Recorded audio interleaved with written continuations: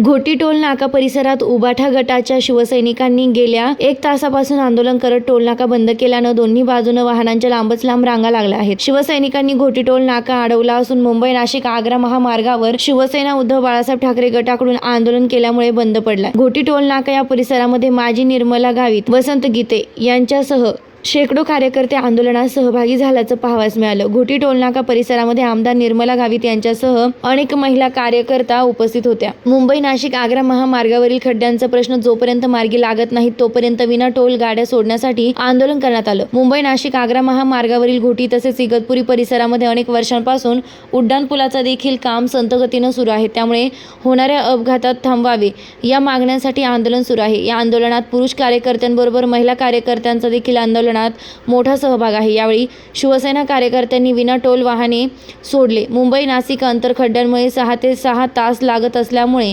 अनेक दिवसांपासून खड्ड्यांचा प्रश्न सुटत नसल्यामुळे टोल न घेण्याची मागणी करून टोलनाका बंद करण्यात यावा अशी मागणी आंदोलकांनी केली आहे.